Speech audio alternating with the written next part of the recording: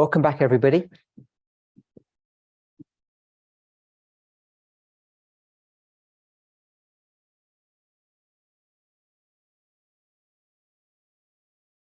So I had some follow-up questions after our last meeting.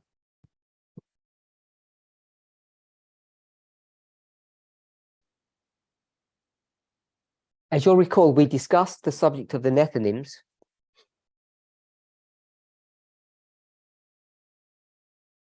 There was a question on panium.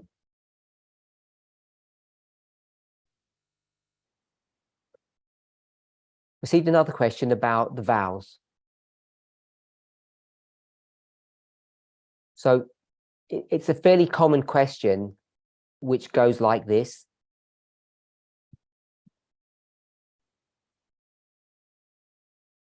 Will the vowels be changed, modified?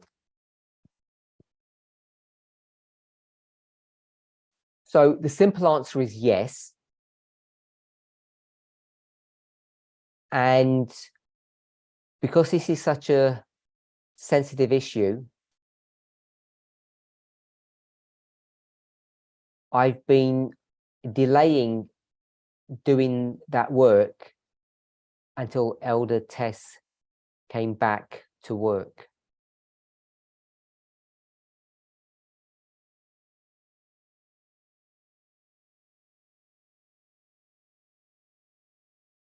But even now, we've begun to examine at least a few of the vowels.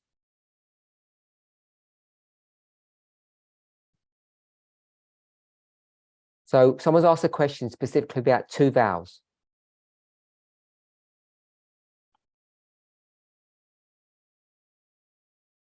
First one is dealing with vowel number 2. And vowel number 2 says the following.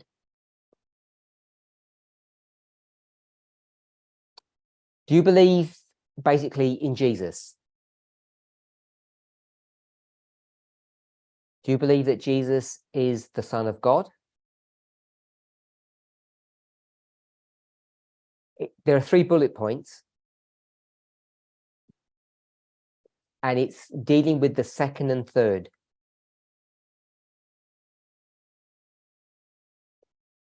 Second says, have you accepted him?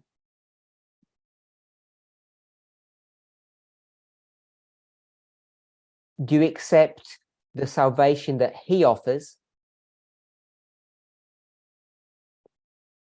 His grace? And then in the final bullet point, it says, will you invite him into your heart?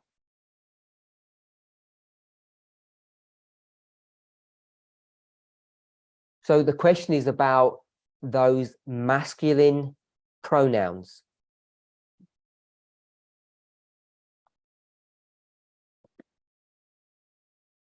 So I guess we should all at least understand, even if we're not comfortable with the question and why it's being asked.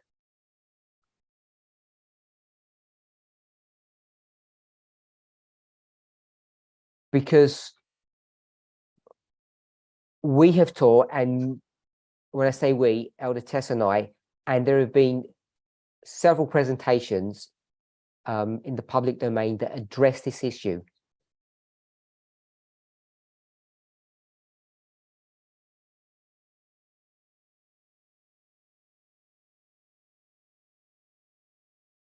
Most, if not all, have centered around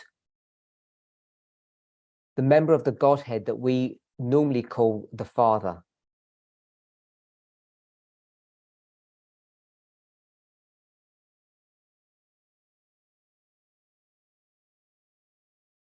I think that subject has been examined and discussed fairly thoroughly.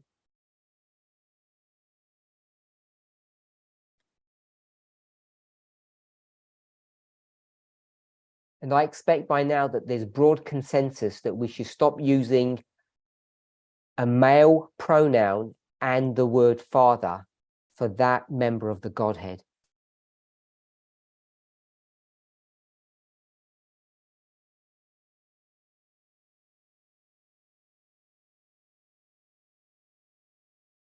when it comes to the work of Jesus, as you all know, if you've kept up with the studies, the earlier studies of this movement,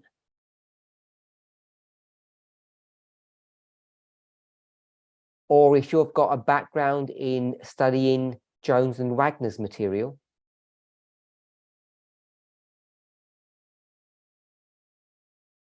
then you know that the humanity of Jesus, in the words of Ellen White, paraphrased,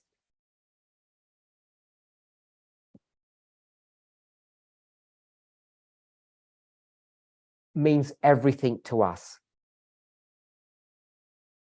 There are so many aspects about Christ's humanity that are central to the plan of salvation.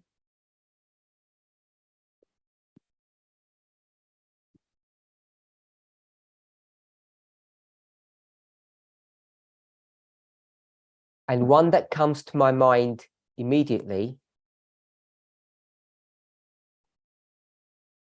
is taken from the book Christ Object Lessons.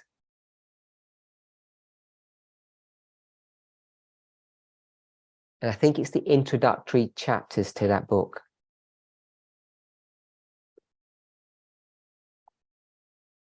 And that study examines the theology of the parabolic nature of Christ's advent.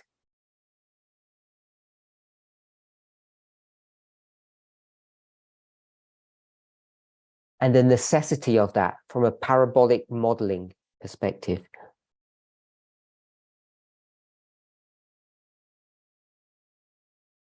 We all know, I hope, that for juxtapositioning or parable methodologies to work properly,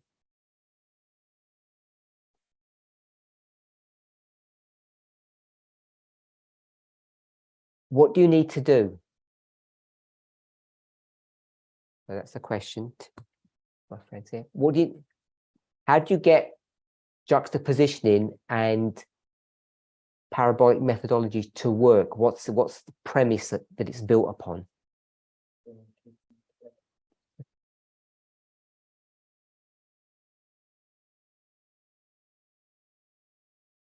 Anyone? Yeah, anyone else? Speak louder. Bringing things together. A little bit more. Someone said bringing things together. Yes, but there's a little bit more to that.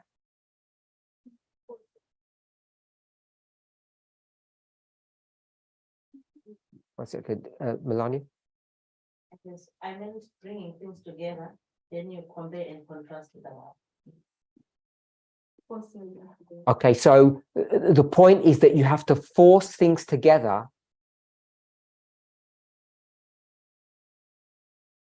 that don't belong together. Is that what you're going to say or something more? Okay, so in our group, we're all in agreement now that juxtaposition or parabolic teaching is bringing things together, close together, that don't naturally fit.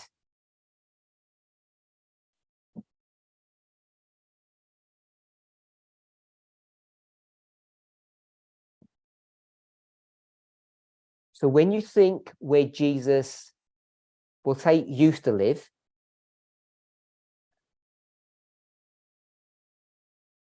and what the rules of parable methodology teach you,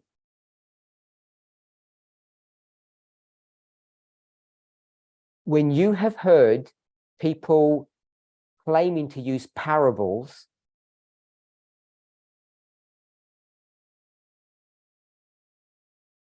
what mistake do they use or make? Sorry, what mistake did they make?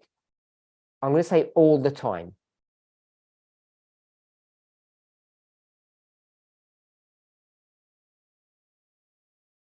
Anyone? No, something specific. So what they do if we want to understand something, you have to use a parable to do that. We all agree.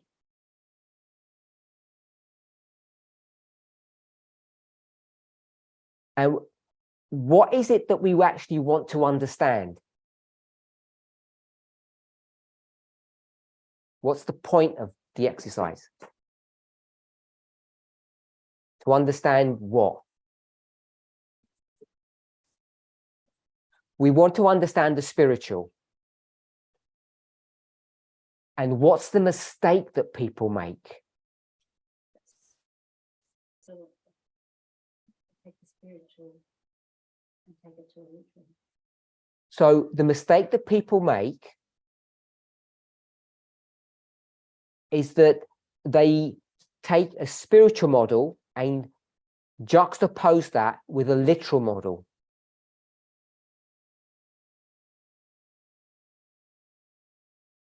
Thinking that they can come to an understanding of what we'll just call the spiritual.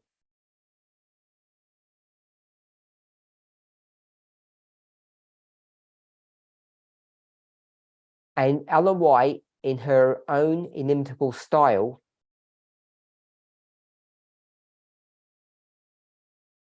in that book, Christ Object Lessons,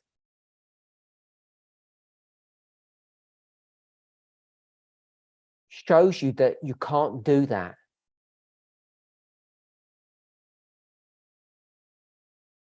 So we want to understand, Simba, what's going on in heaven.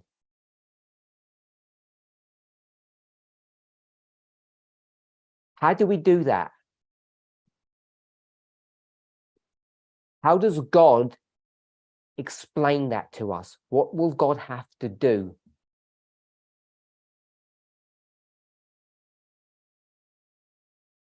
We need to understand the natural things first. If we need to understand the natural things first,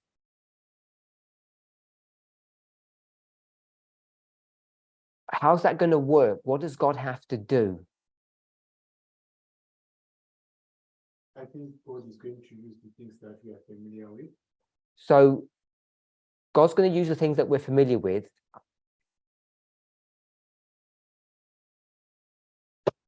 I'm going to stop you there because we're going down the path that I don't think we're going to get to the answer I want.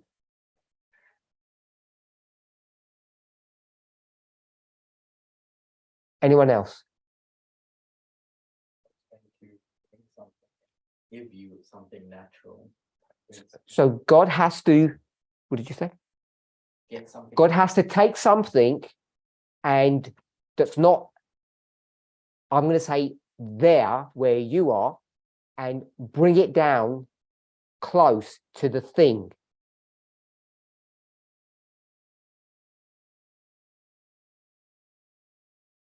And what's that thing that God's going to transfer or move?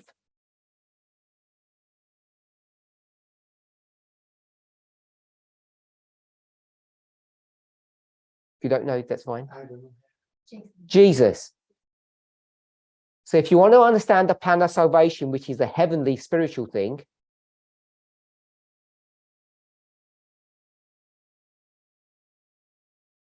Jesus has to come to earth to explain it. And this is the problem with vow number 2. Because part of this issue, this problem, is that the God in heaven, when that God comes down to earth, that God has to do what? Or become what?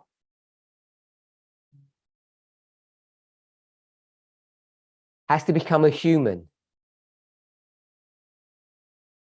And without getting into complexity, the choice they're going to have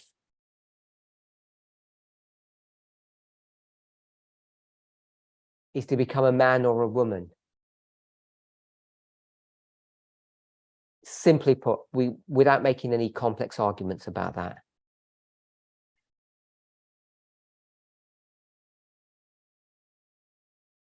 all of our theology is built on the premise that God has to become human.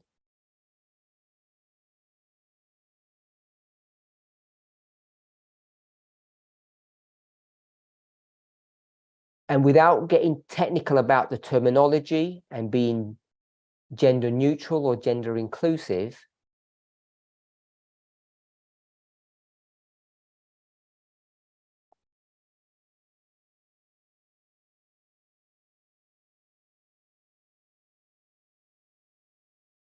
gender neutral or gender inclusive,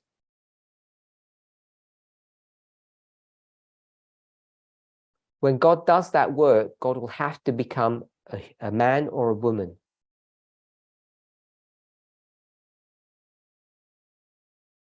Without getting into the mind of God and how the plan of salvation has played out,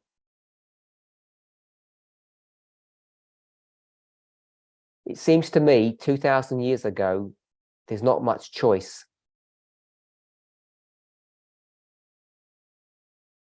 So God, I'm going to use the phrase, has to come as a man, not a woman.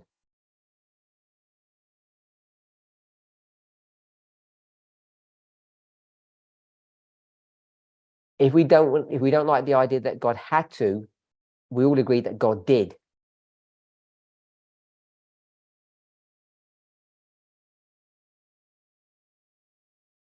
And so the question is, if we deny Jesus's, if we want to call it Jesus's gender, because he had a job role, or Jesus's secondary sex characteristics, or his sexuality, however we want to phrase it, Jesus came as a man.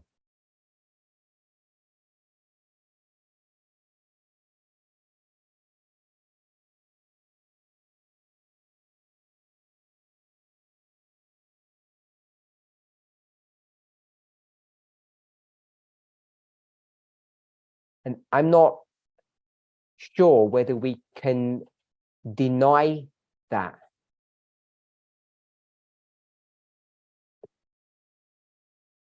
So until someone gets some understanding on this, I'm not sure how vow number 2 will change.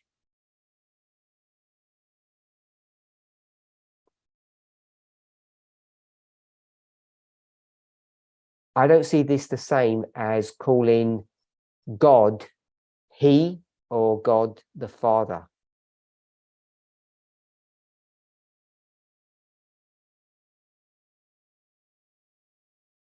So I don't know if anybody's got a thought or a comment to this question.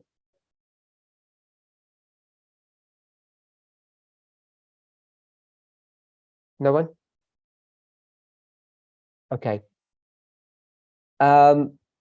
So the next question was vow number 20.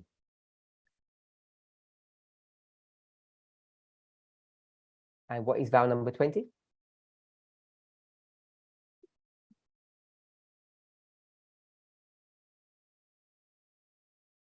Oh, no one knows in our group. The British failed. They don't want to speak. Someone shout out, what is number 20?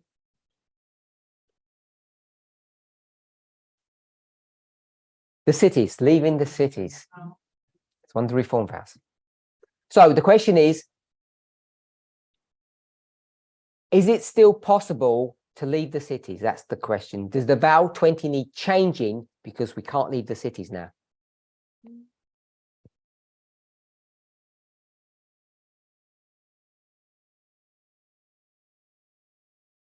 So I've got another question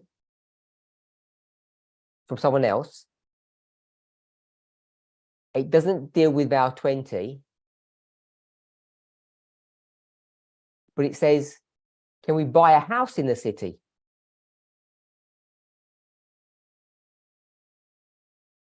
So you've got two people in the movement. One wants to leave and one wants to either go or stay.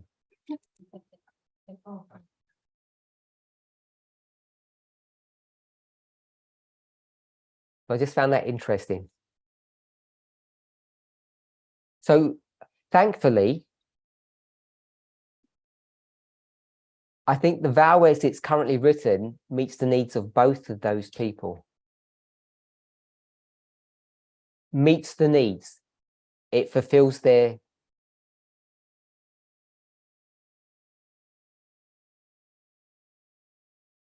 I'm going to paraphrase vow 20. It basically says, if you're able to, leave the city.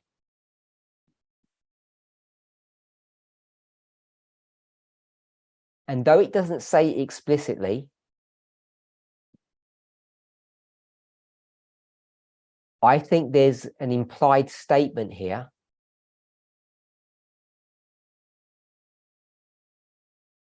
that if you do leave the city, don't don't choose to go to some silly place.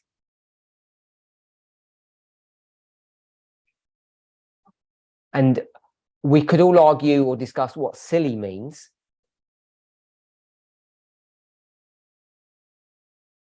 But Ellen White in the 19th century, when she talks about country living, says we shouldn't go back to the 17th century. We should use our we should buy washing machines and electrical blenders and things.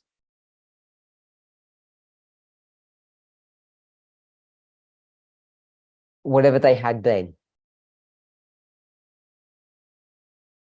So she's not about leaving technology behind and going into the wilderness and living in a silly way.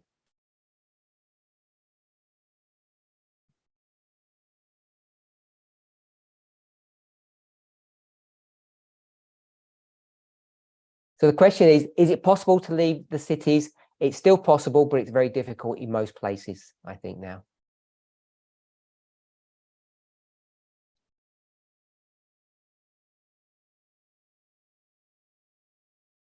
The vow doesn't condemn anybody who lives in the city.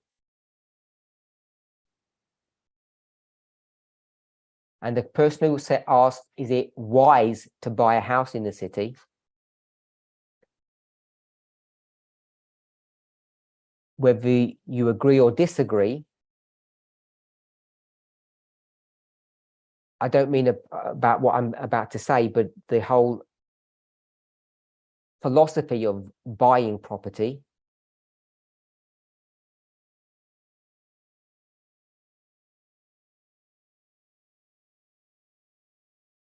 if you're trying to invest in something, I think it's reasonable to buy a house in the city as an investment.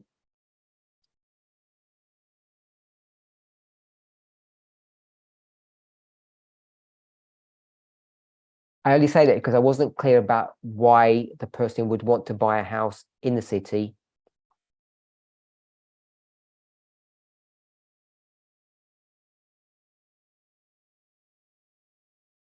Because there are three issues: city living,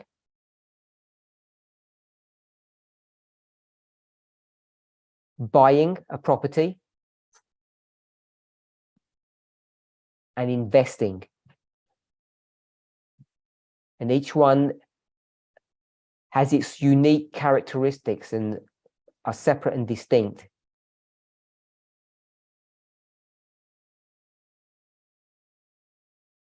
But I think the vow allows each of us latitude, license to live reasonable lives.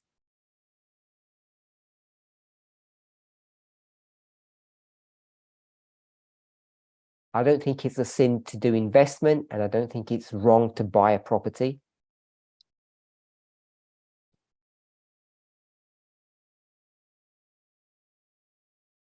Is it good to leave the cities and go to a rural area? It's definitely good.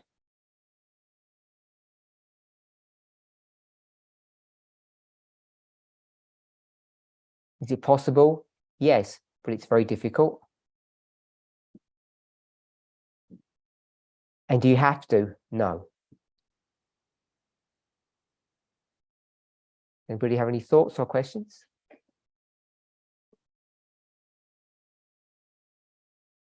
If that person that might be on my business talk, are you saying it's okay to live in the house that you invest in the city? So just to clarify, investments are businesses that, in this context, that you don't live in, you buy it to make money.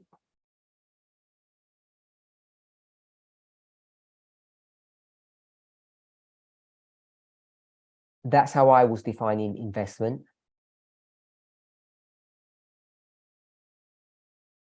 I don't think it's wrong to buy a property as opposed to renting.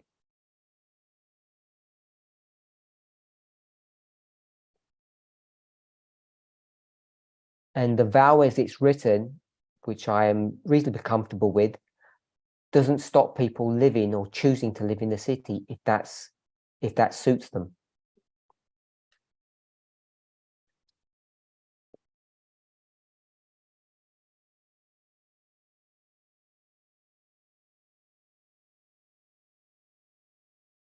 That answer your question? Everyone else? Okay, so I don't know if we're all in agreement, but we're all good on it.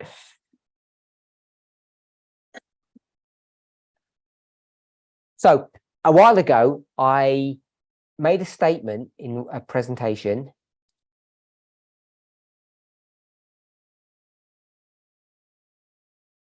that said some of us have fallen off the narrow path into the wicked world below,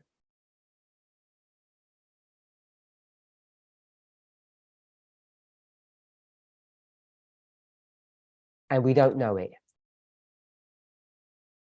I don't think I said much more than that, except to perhaps say it's the Laodicean condition. So someone's asked a question on that in 3 parts. Okay, so everybody understands the narrow path vision.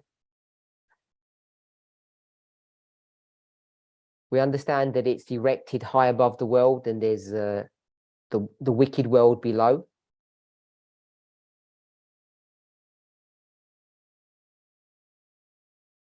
And if for any reason you fall back from the moving light,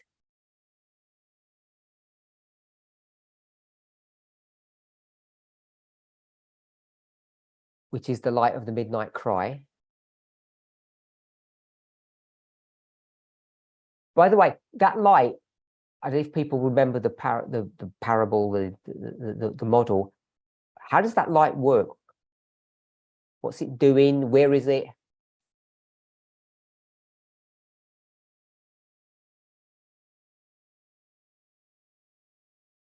Coming from heaven.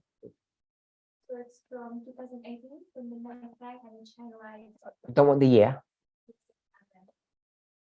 The light is what? Our message. What message? Because What message? midnight. So the light is the midnight cry. It's the message midnight cry. And where is it?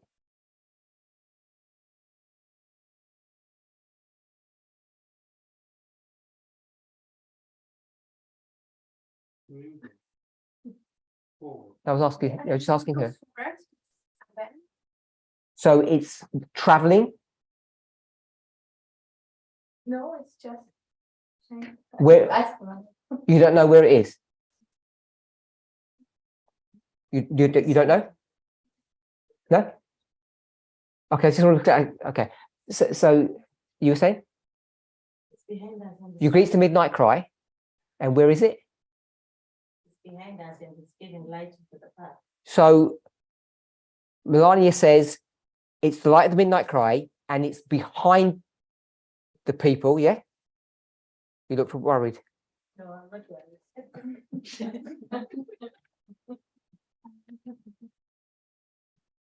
Did I say your name wrong? Okay. Okay, so it's behind them.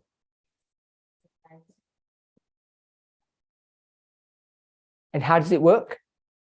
It shines our path where we are going. So I'll just try and draw. We're on a path. And there's a light that comes from the midnight cry. And show me what the light's doing, or where it is. Shining through our path. So it's like that.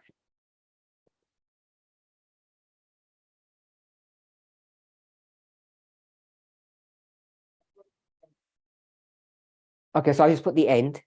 So the light is all along the path. So Melanie says, yes, the light's all along the path. So if it's all along the path, can you be in darkness anywhere?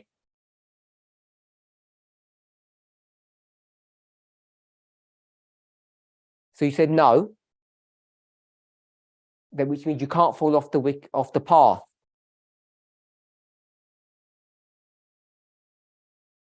Okay, so now I didn't hear what you said. You've got to speak loud and go ahead. Keep your eyes open. Okay, so Melania says these people have shut their eyes.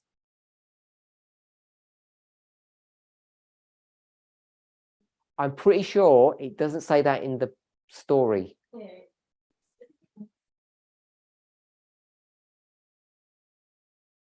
So Melania says that she made that bit up. Okay, so there's something wrong with that model. Courtney. It was referenced earlier that the light is actually moving forward, illuminating our path, and if you stagnant or stationary, that's when you lose sight of the road and you fall into the world. So this picture's wrong. So the light is here. It's shining from behind, so not directly above. Oh, not on top. So it is from behind.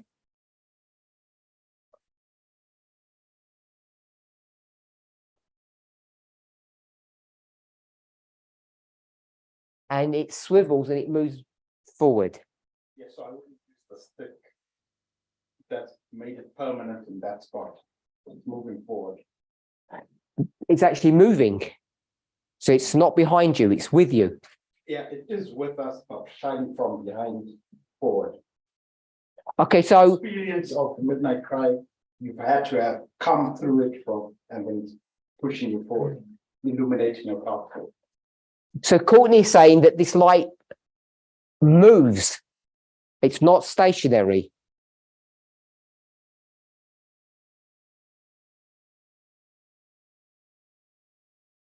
So he got that idea, or he said someone referenced it, which was Elder Manjit. What are you saying, Elder Manjit? This is wrong, or you want to have this light moving? Yeah, like swivels. I'm not sure on the detail. I always thought that the light moves forward. And the people follow. But there's also another reference, like Jesus at the other end also shines a light. So you've got lights from both ends. But I always saw the light from behind, not static, but moving, and you've got to move with it. Okay, so the summary of all of this is we really are not sure how this parable even works.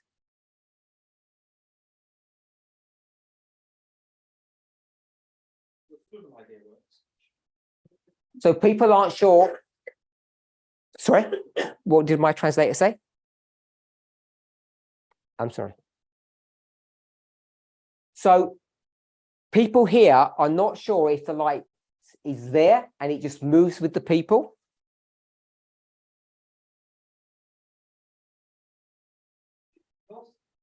They're not sure if the light actually moves.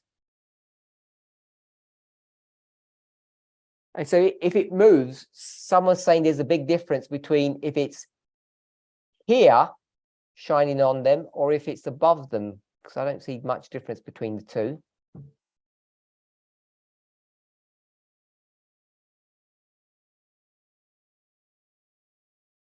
Because to say that it says it's behind them, I think people are using a poetic license to say it's always just behind your back.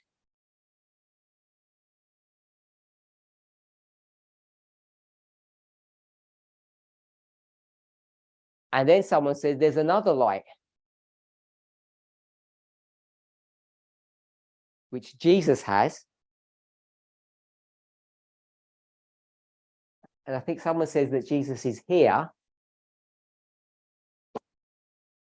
I guess shining another light on them.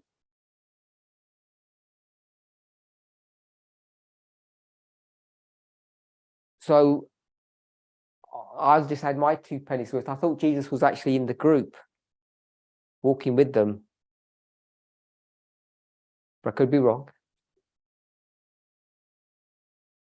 Okay, so to the questioner, part of the problem about answering this question is that as a group, we have failed.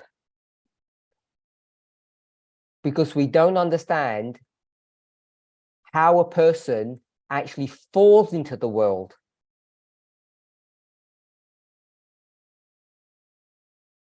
Because the questioner legitimately wants to know, how does that happen?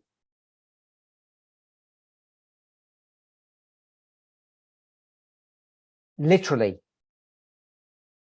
So if you want to know how it works literally, you need to know how it works parabolically.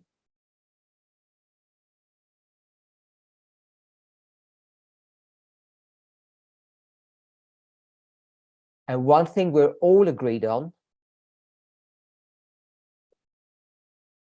is the way you fall off the path is because you don't remain in the light. So you come into darkness, and you lose your way and then you fall.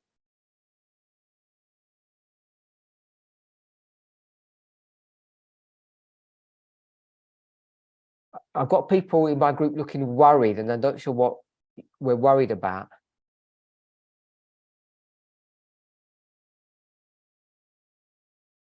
Have I said something wrong or funny or? Oh, I was asking, so what is the conclusion now? Okay, so the question is, what's the conclusion? And for me, I can't answer this question properly, which means I can't answer the question because we don't know how a person gets into darkness literally.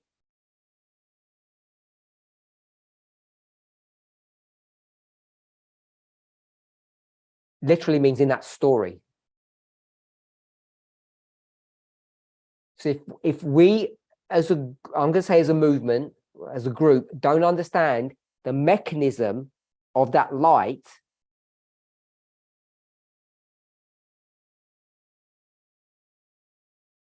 we don't know how a person gets into darkness. We know that the person falls behind in some shape or form.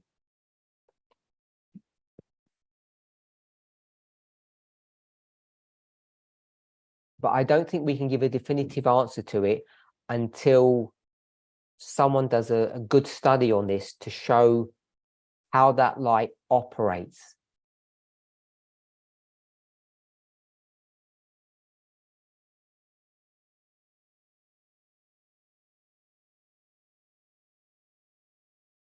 If you tie it in with the narrow way vision, you may not do the full explanation, but you see that when the road was getting narrower, people were refusing to give up things. you know, how they have to give up their horses and their luggage and stuff like that. And then that's at that point when they refuse to give up something, let something go, then they will fall away. So So someone has said, if we don't understand this parable, let's go to another one. What's the problem with that, Magda? No problem then. Good strategy. If you don't know what the problem is.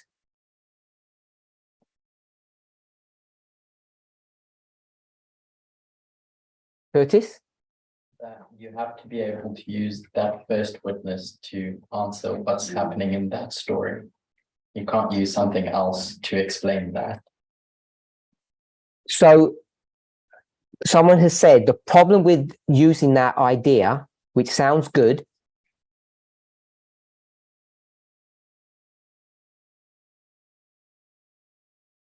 is dangerous, if not wrong, because using something to explain something that you don't know doesn't guarantee you the correct answer.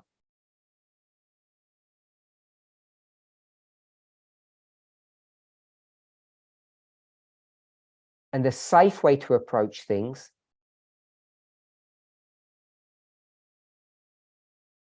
is to understand your particular model or your story properly before moving on.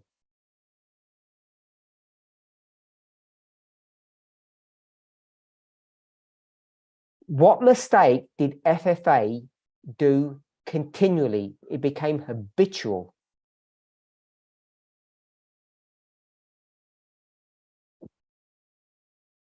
They broke a cardinal rule.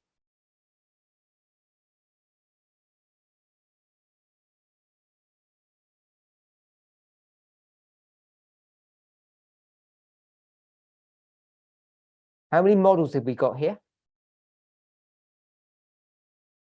2. So the number 2, what model is that? On the testimony of 2, a thing is established. And what they would do is have half-baked ideas of one testimony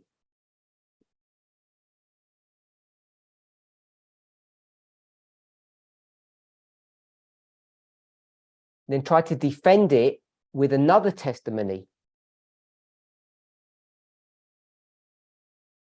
And 2 halves don't make 2, they just make a mess.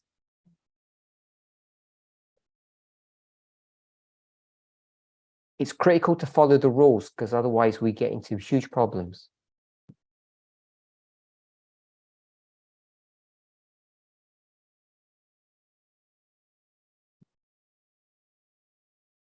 Elder Magic? in the context of the 2 parables, though, the outcome is the same. When you refuse to move forward, you fall away into the world. And in this particular parable, when you go into darkness, you fall into the world. So it's not like taking 2 completely different parables and related. They're actually related stories. So Elder Magic has said, because the conclusion is the same, you fall into the world below, they're related stories.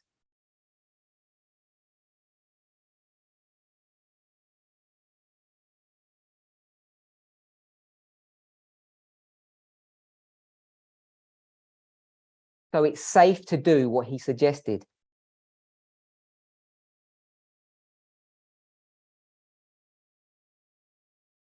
Is that a reasonable representation? What's the problem with that, Curtis? You just said? I said you might think that. Well, one problem is that you might think that they're giving the same conclusions. So Curtis says you might think they're giving the same conclusion. I want to suggest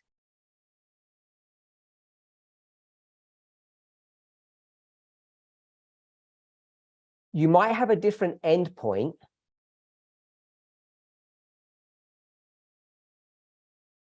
but what's every story telling you?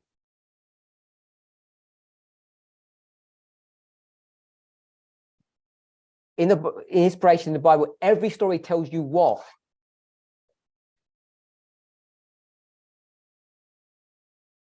Not parable. We'll go with how to be saved. They're all stories about what?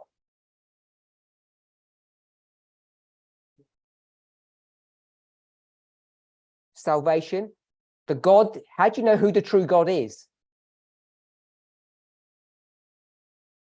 Because all the stories of the past point to what? Not just any future, one future, the end.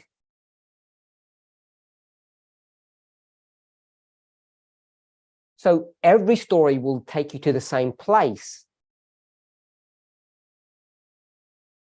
which would infer that Adventism has to get their version of prophecy correct, and they've got it all wrong using that same methodology.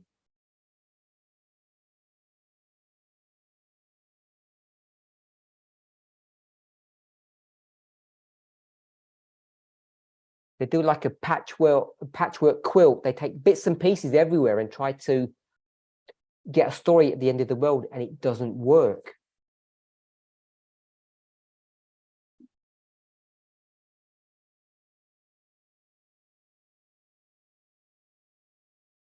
Okay, so to the questioner, I apologize, but we failed.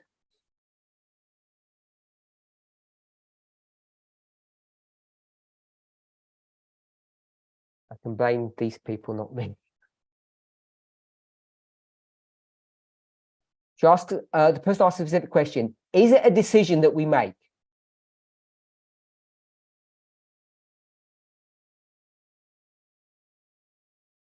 Everyone says yes there. Yeah, we can all say it's a decision that you made.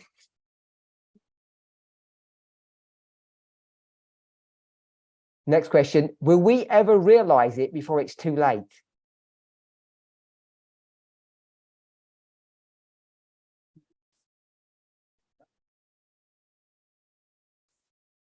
So someone says you're going to die, you're not going to realize it.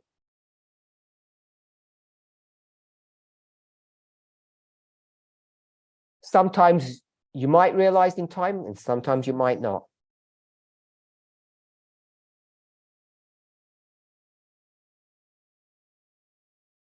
Why'd you say they might not realize it in time?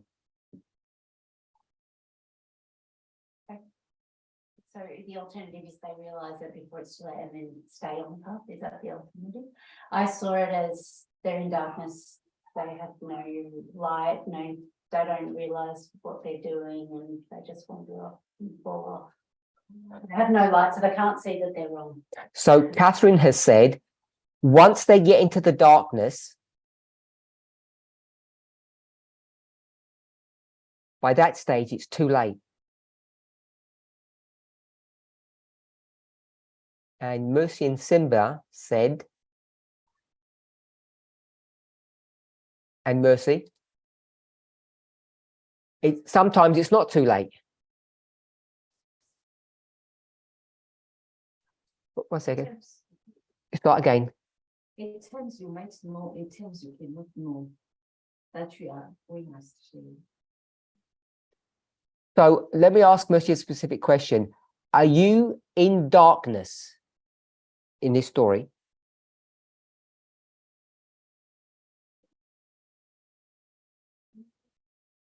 Not you, I'm in the story. Is the person in darkness?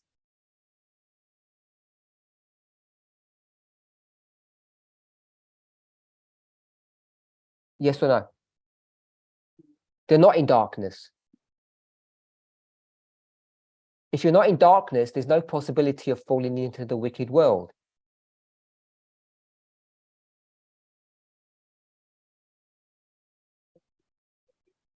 You've got to wait till my translator finishes because I can't hear you. Start again.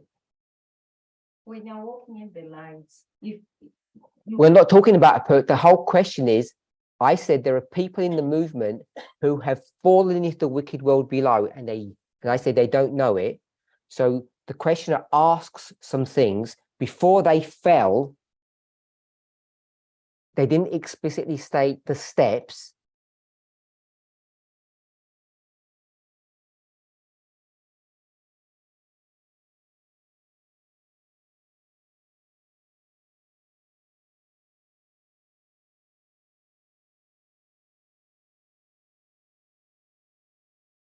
We all know somehow or another, before you fall,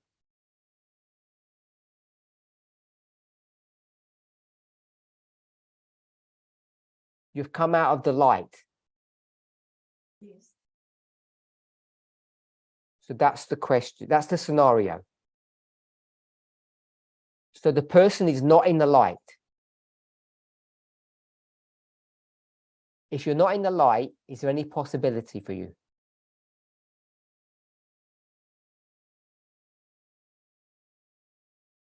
Now, That is if you try to look for the lines, focus. you're not in the light anymore. Now, is there any hope for you? That's the question.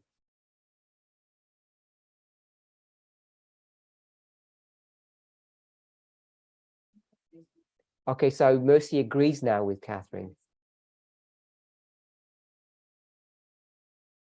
Simba?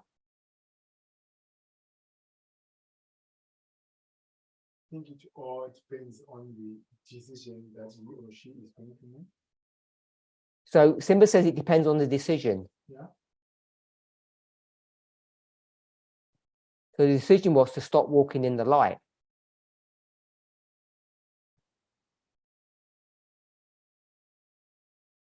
You can stop working in the light, but I think later on there are chances that someone might realize that I'm no longer working in the light, then he or she can come back. So Simba says, you stopped walking in the light, then you realize you're not in the light and you run forward and catch up. I'll repeat in a second. You can't run forward as such, but you'll be like going back from where you left. There's no light behind you. The light has moved forward. You've stepped back. So if that is the case, there's no change. No. We all agreed that the light moves forward and you have to keep up with that light.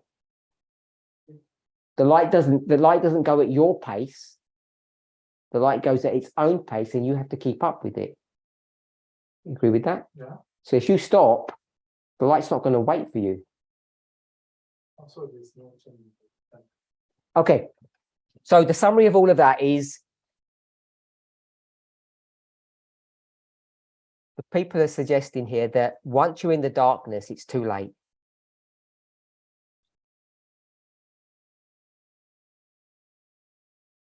Unless somebody helps you.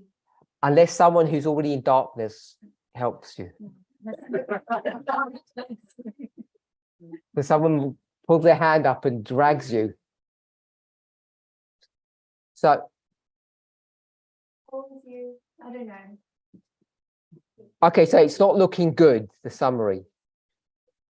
And Elder Manjit's read the story now. And he's going to correct us. I think if it read the story, we would have got a clearer picture. So Elder Manjit's read the story and he's going to give us the good picture now, the correct one. He simply gets. You're right, Jesus is just. Give us the bullet points. So we went far off. The light moves forward, the light shines on the path. Everybody agrees the light moves forward. As soon as you stop, If you stop, you go into darkness because the light's gone ahead of you. The light stops shining behind you. if you stop, the light is moving forward and you're now in darkness.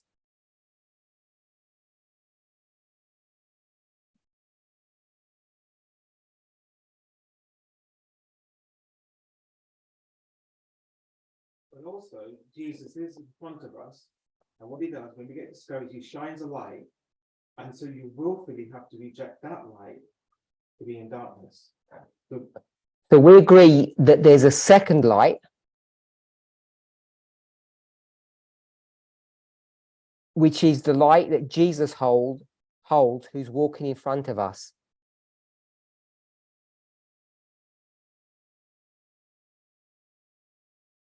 Any other points, Silver Magic? That's valid, really. Okay, so I want to summarize now without proving this, because I'm not going to go word by word.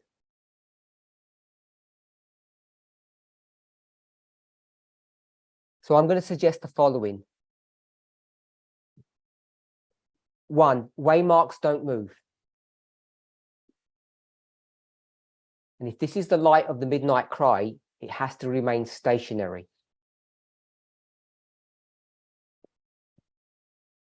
So it's fixed here. And somehow or another, the actual light is a narrow beam that moves forward.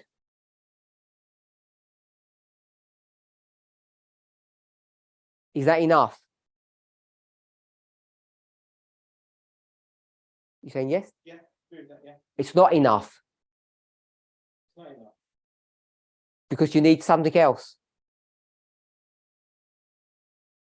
What will that light, what will happen if you just had that light on its own? You would become, you said the word, you become discouraged. So now you need another light. And that one is definitely shining in front of you, down. And that's the light that Jesus is holding or has somehow. And is that light moving? So this light moves and this light remains stationary. And it's the combination of the two lights that keeps you safe.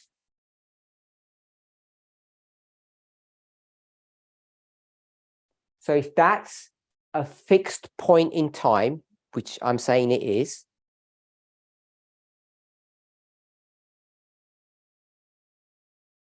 because it's the midnight cry and that doesn't change, doesn't move.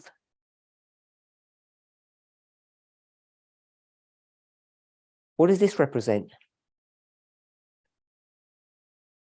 This light that moves.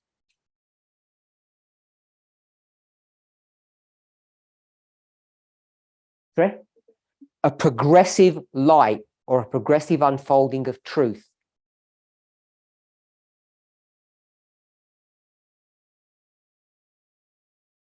Will you agree, Emma, or disagree?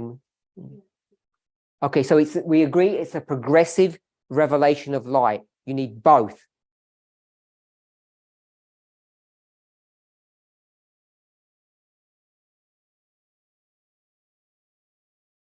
So we've redeemed ourselves.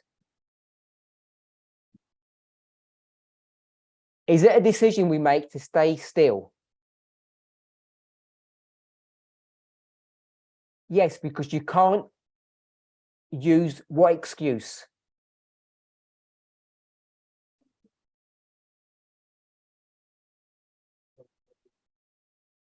We can't use no light, you said. Someone held you back. You can't blame someone else for you stopping. Anyone else? You can't blame your experience because you have not only the midnight cry light, but you have a present day, I'm going to call it message or truth or light.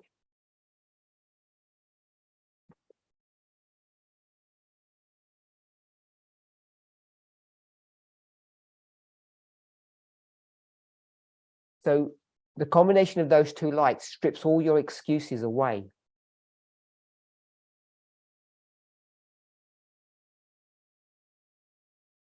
So it is a decision that we make. Then the second question is, once we realize it, is it then too late?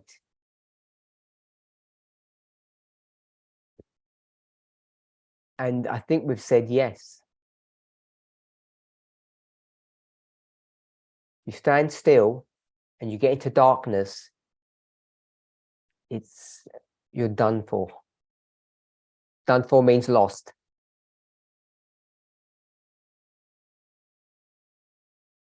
If someone can give just the chapter, the chapter title from early writings that talks about this similar experience.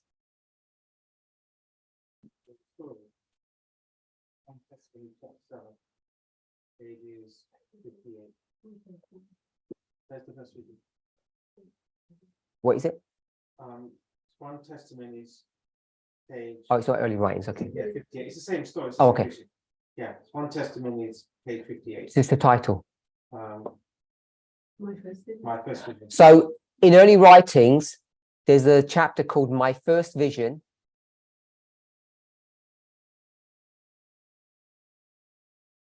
Where she says there were people, some of God's people that got into darkness and were never seen again.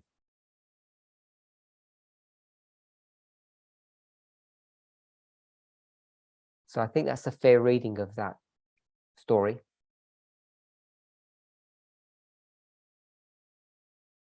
I don't want this to happen to me, says the questioner.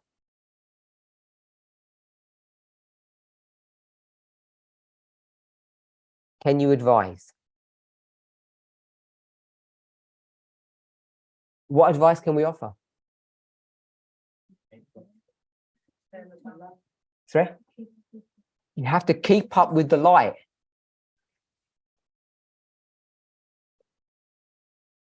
Yeah? It's going to be continued. Because the light's going to be continuous and you have to just keep up with it.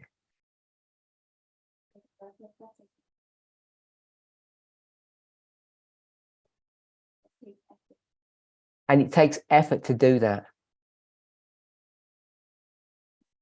And remember that this light is traveling at its own pace.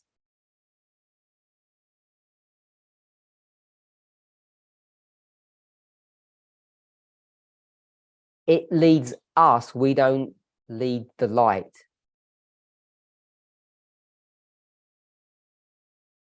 So it's a pretty grim reality.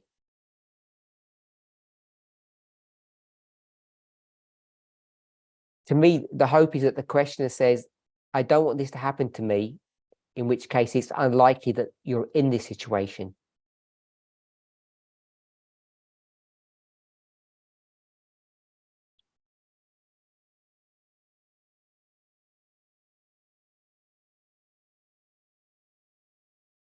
Also, it seems very clear that Jesus does all he can for you.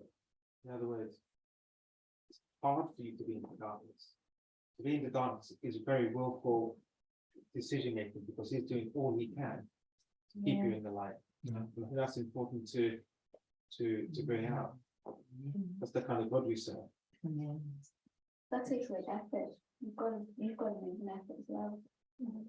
Okay, so there was some internal discussion which was useful, but I'm not going to put it into the Zoom.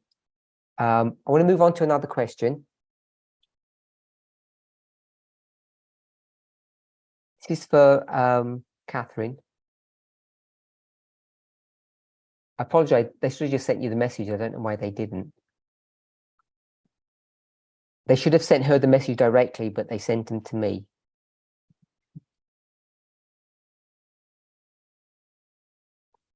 So Catherine mentioned Michael Moore.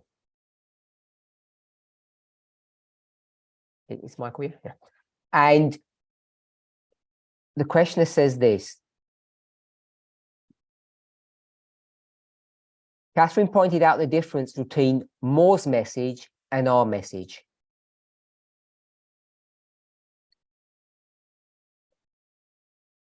And she said it's about geography.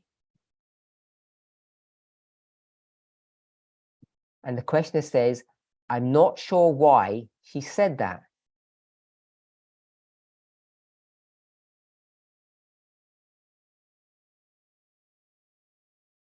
So there's a comparison between Moore and us.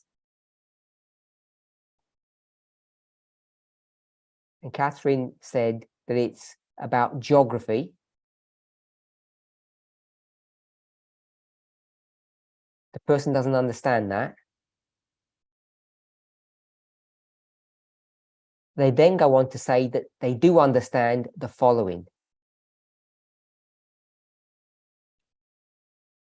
I understand we hold to requirements that they don't.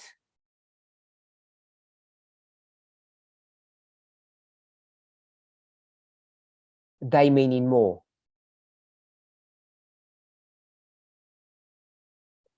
Which are the reforms and the vows. But I'm thinking that the geography ultimately is the same.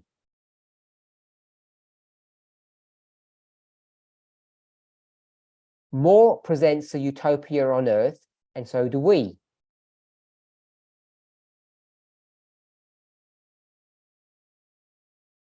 Because we know that heaven is going to be on earth. So it's the same geography. So what point is Catherine making?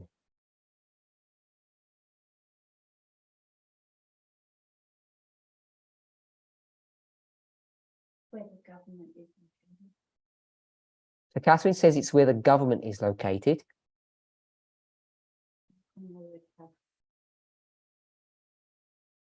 More with proposing earthly government and government. So Moore presents a model that has earthly or human government.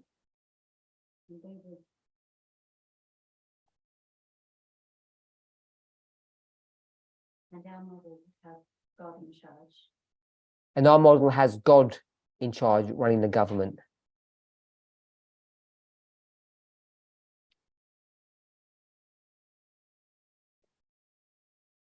So I'm going to try to respond on the person's behalf.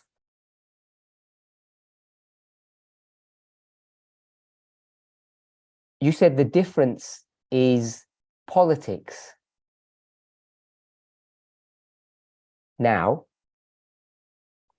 but before you said the difference is geography. God is in heaven. God is in heaven.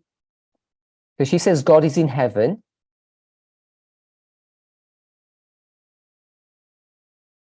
I'm going to represent the questioner in the temple.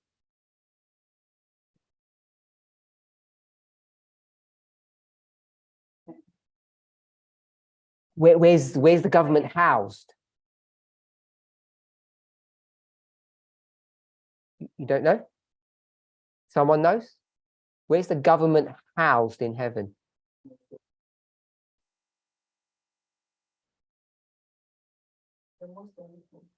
Can I just say the temple or the sanctuary? What happens to the sanctuary or the temple?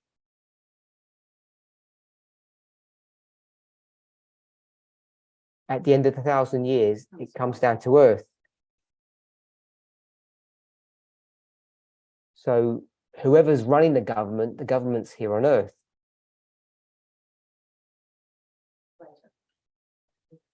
After 1,000 years. Sorry? After 1,000 Did I say that? I think after 1,000 years, the government's. So you haven't answered this question. Fair enough.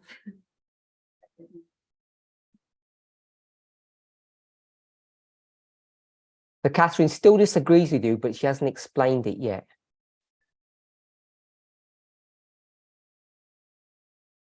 Anyone? It's got to do with having a relationship with God. So I'm going to answer. Well, I'm not even going to get that translated. Having a relationship with God has got nothing to do with geography. You said geography is different, and this person says, hold on, they're both on earth.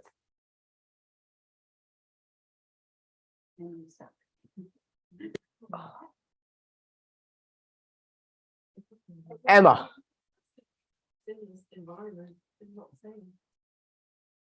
So, anyone else? heaven. I know. So, I mean, first, the government is in heaven before the 1,000 years. Isn't it we're going to heaven, then come back after 1,000 years? So everybody's giving dodgy answers here. Not doggy, wrong answers.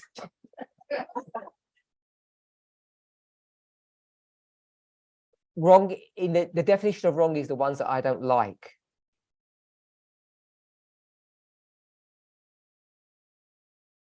So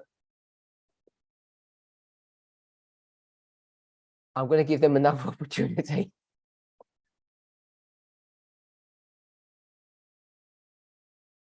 You don't see a flaw in his argument, her argument, their argument. You're right. Their argument is that Michael Moore presents a utopia on Earth.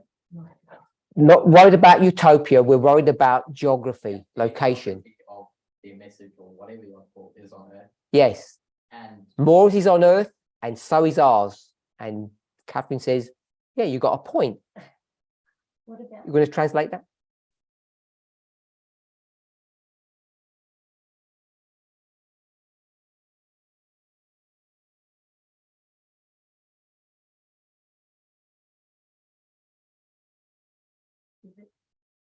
Okay. I don't know if it's the same thing. It might be another dodgy argument. Is that if the Earth is replaced, does it still remain the same thing that it was before? If it's a new thing. Okay, so we've got a response now that says the Earth is going to get replaced, therefore it's not the same Earth.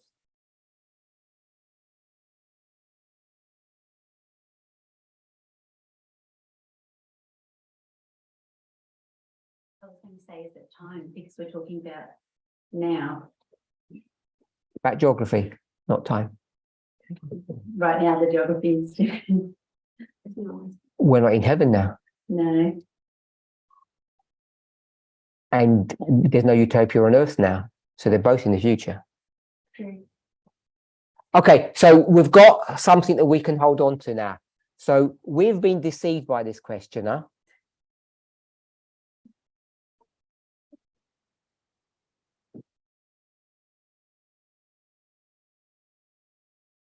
Because they know as well as we do the geography that Moore preaches is this Earth, and the geography that we teach is a different Earth. And the fact that the coordinates in space are at the same point or the same place is irrelevant.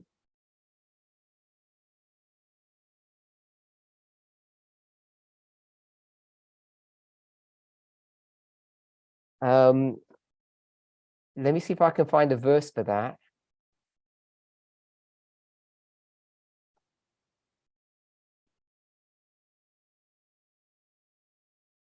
Yeah, Revelation chapter 21.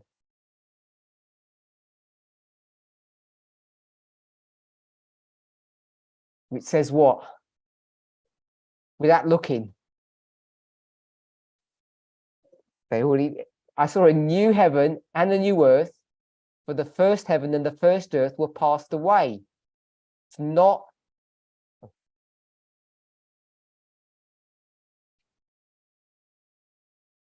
not the same geography at all.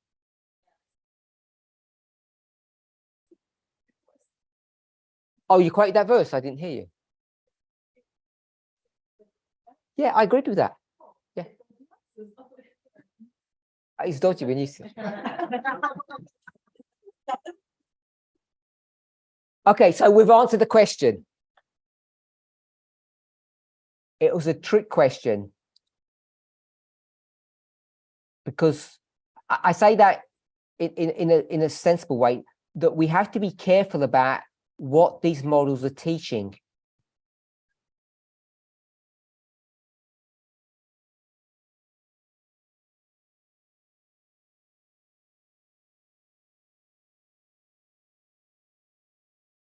what, if you remember, Catherine spoke about politics. And when I said, oh, you can't do that because it's politics and not geography,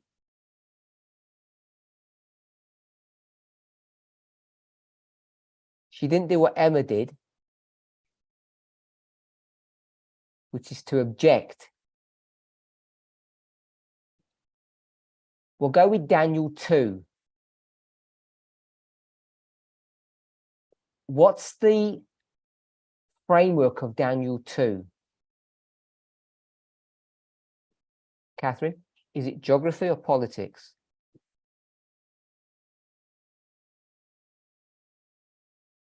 Politics. It says the kingdoms of this world are going to be, what's going to happen to them? So the kingdoms of this world are going to be replaced by the kingdom of God.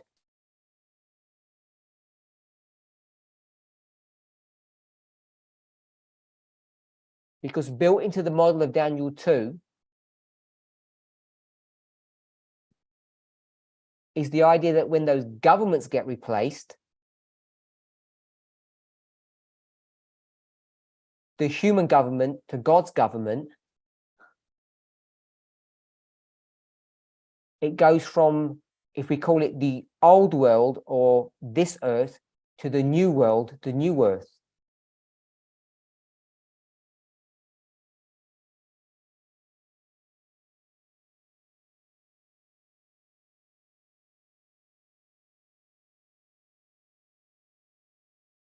Yes, from the old earth to the new earth. So the idea of connecting politics with geography is a correct model.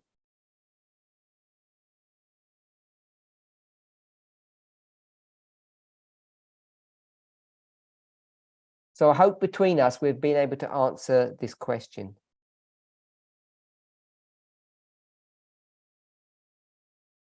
And Emma gave a good answer and I said it was a bad one and I was wrong.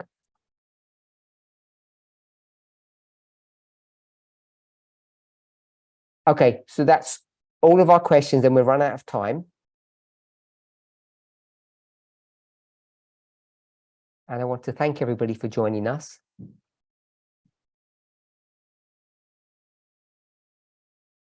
And as we, if I can put it this way, increasingly have face-to-face meetings,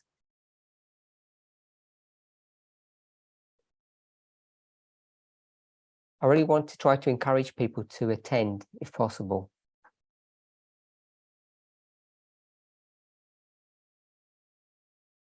We've had 5 formal meetings this weekend here.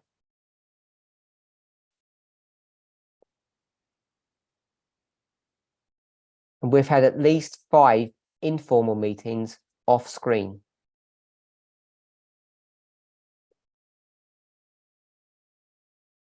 And I think most people enjoyed those ones more than these ones.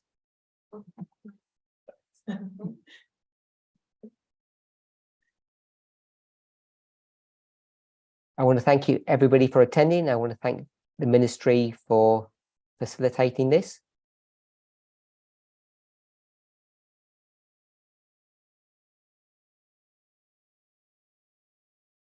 Let's close with prayer.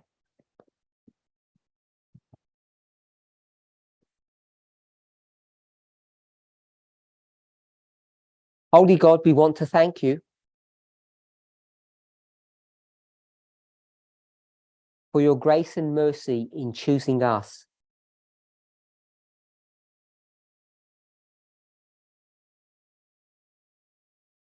As we discuss over and over again the light of the midnight cry,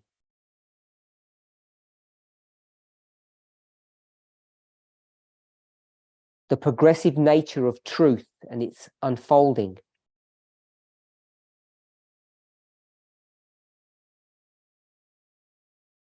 we realize that there is no reason for anybody to be lost.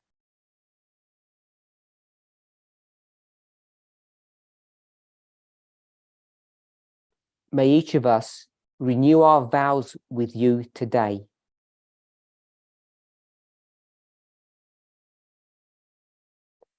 May we recommit ourselves to you today.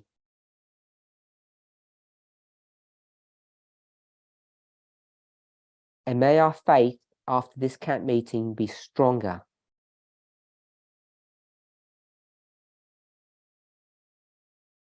Because of the truths that we have discussed and the joy that we've had in coming together.